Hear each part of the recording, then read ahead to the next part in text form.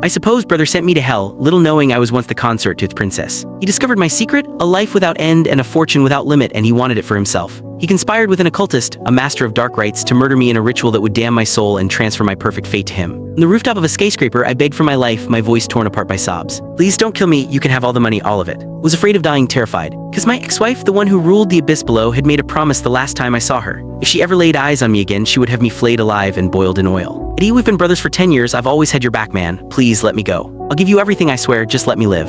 I was on my knees on the gritty concrete of the rooftop, groveling without a shred of dignity, ready to smash my forehead against the ground if it would save me. Eddie sneered, hooking my chin with the needle-sharp point of his designer shoe. I don't just want your money, Ethan, I want your endless life too. We're best friends, aren't we? What's yours is mine, and since you care so much about me, he said, his voice a venomous purr, you'll give it all to me. With a flick of his eyes, he signaled the occultist in his dark, tattered robes. The man lunged, grabbing a fistful of my hair and dragging me toward the ledge. 33 stories? Far below, a ritual circle glowed faintly on the asphalt, positioned precisely where I was meant to land. If I died on that spot, my soul would be ripped from the cycle of reincarnation, utterly annihilated. Eddie wouldn't have to worry about a vengeful ghost. He'd planned this to be absolute. The wind howled around me, a bitter, hungry sound. I scrabbled at the concrete, trying to pull back, but Eddie's greed, ignited by my secret, had become an inferno. He rushed forward, joining the occultist, and a single brutal kick sent me plummeting into the night. World dissolved into a rush of wind and screaming air. Then a sickening thud echoed in the canyon of the street, and my body exploded into a ruin of flesh and bone. When consciousness returned, I was a disembodied soul, adrift in the gray twilight of the underworld. Two spectral reapers stood over me, their hands gripping soul-forged chains thick as a man's thumb. The other end was clamped tight around my neck.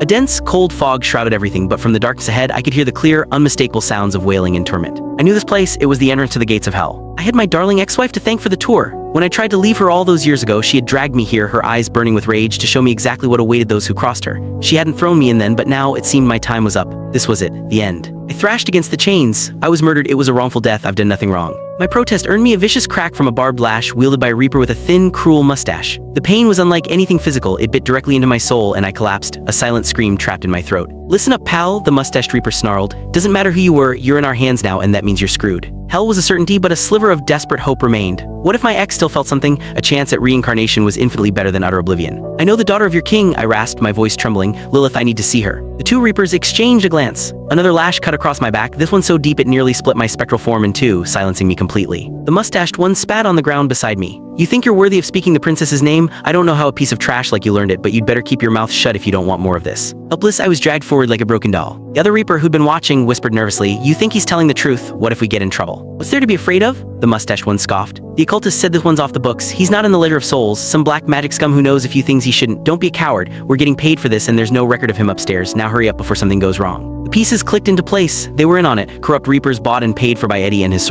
Click the link on the homepage to watch the full follow-up for free.